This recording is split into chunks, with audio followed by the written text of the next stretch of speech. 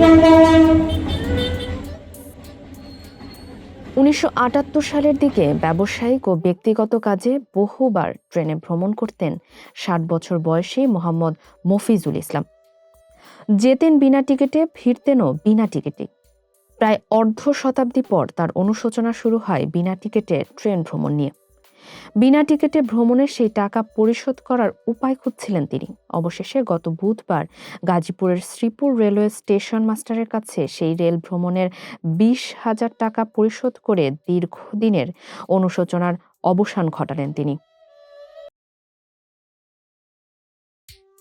গাজীপুরের শ্রীপুর উপজেলার চন্নাপাড়া গ্রামের মোহাম্মদ আব্দুল মান্নান ব্যাপারীর ছেলে মোহাম্মদ মফিজুল ইসলাম। বর্তমানে তিনি ব্যাপারী বাড়ি ফাতেমাতুজ জাহরা রাদিয়াল্লাহু তাআলা আনহু মহিলা মাদ্রাসা নামক প্রতিষ্ঠানটি পরিচালনা করছেন।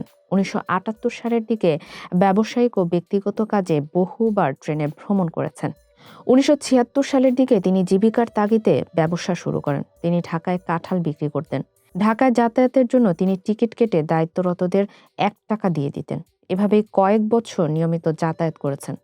অর্ধ শতাব্দী পর মফিজুল ইসলাম অনুভব করেন যে সেই সময় দেয়া 1 টাকা দায়িত্বরতদের পকেটে গেলেও রেলওয়ে তাদের পাওনা থেকে বঞ্চিত হয়েছেন এবং সেই টাকা সরকারের কোষাগারে জমা হতো না। ছাদে উঠে কাঁঠাল নিতাম তো ওখানে ছাদে উঠলে ওই জিআরপি পুলিশে 1 টাকা দেওয়া লাগতো তখনে, কিন্তু টিকিটের কোনো মূল্যায়ন আর করতো না। 1 টাকা দিলেই টাকা জমা যেত। এখন টিকিট করলে ভিতরে ঢুকুন লাগে, কাঁঠাল লইয়ে তার ভিতরে ঢোকা সম্ভব না। সুতরাং ওখান থেকে 1 টাকা দিয়ে আমরা বনানি নামতাম। এখন যেহেতু বয়স হয়েছে, অনুতপ্ত হইলো যে রেলওয়ে তো আমাদের কাছে কিছু টাকা পাবে, এই টাকাটা কিভাবে পরিশোধ করুন যা। মনের থেকে খুব শান্তি পাই যে আমি একটা ভালো কাজ করছি, আমি টাকাটা উপযুক্ত জায়গায় জমা দিতে পারছি, বাকিটা যদি আল্লাহ মাফ করে আর কি। অনেকদিন ধরে মফিজুলের মনে হচ্ছিল টাকাটা পরিশোধ করা দরকার।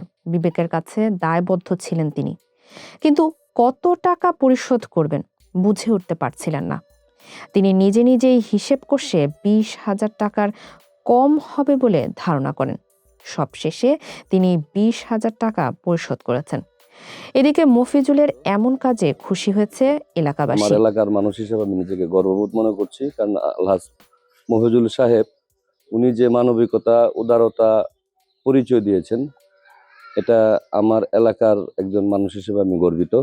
এইভাবে যদি আমাদের প্রত্যেকেই নিজ নিজ জায়গা থেকে যারা এরকম ভুল বুঝে আবার পুনরায় সংশোধন হয়, তাহলে আমাদের এই সমাজটাও সুন্দর হবে এবং আমাদের এই রাষ্ট্রীয় কার্যক্রম সুন্দর হবে। প্রতিষ্ঠানের সাথে যে অপরাধটা হয় সেখান থেকে মুক্ত হইতে হলে ওই প্রতিষ্ঠানের যে পাওনা দাওনা আছে সেটা আদায় করা উচিত।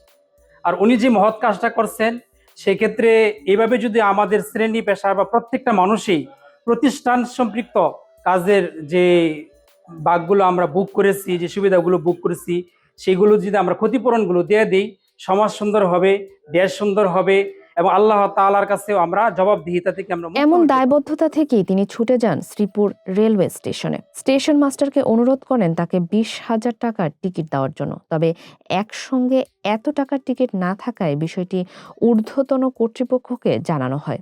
এর 1 সপ্তাহ অপেক্ষার পর মফিজুল ইসলাম আবারও শ্রীপুর রেলওয়ে স্টেশনে যান।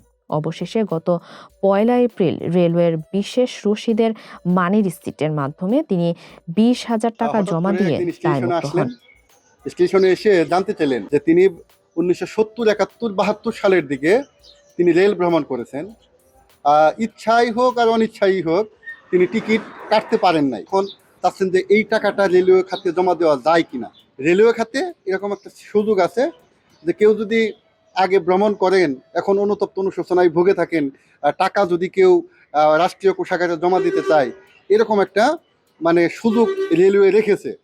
মফিজুল ভাই তিনি মনস্থির করলেন তিনি 20,000 টাকা একটা আনুমানিক একটা তিনি হিসাব করে 20,000 টাকার মতো তিনি আমাকে বললেন যে 20,000 টাকা জমা দিলে মোটামুটি আমি দায়মুক্ত হতে পারি, আমার এটা মনে হয়।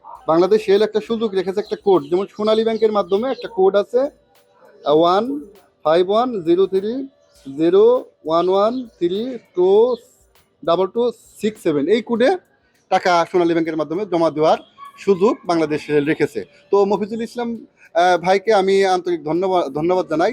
আল্লাহ নেক ইচ্ছাগুলো পূরণ করুক। বাংলাদেশ রেলওয়ের পক্ষ থেকেও আমরা তাকে আন্তরিক ধন্যবাদ গত জানাচ্ছি। 1 এপ্রিল তিনি স্টেশনে এসে টাকা পরিশোধ করেন। তা 6 এপ্রিল রাষ্ট্রীয় কোষাগারে জমা দেয়া হয়। রেলওয়েতে এভাবে পুরনো বকেয়া বা দায়মুক্তির টাকা পরিশোধের আইনি বিধান রয়েছে। কেউ যদি এমন অনুশোচনা থেকে রাষ্ট্রীয় কোষাগারে টাকা জমা দিতে চান, তাহলে যে কোনো রেল স্টেশনে গিয়ে টাকা জমা দিতে পারবেন। শ্রীপুর গাজীপুর থেকে শিহাব খানের পাঠানো তথ্য ও প্রতিবেদনে মানবকণ্ঠ ডেস্ক।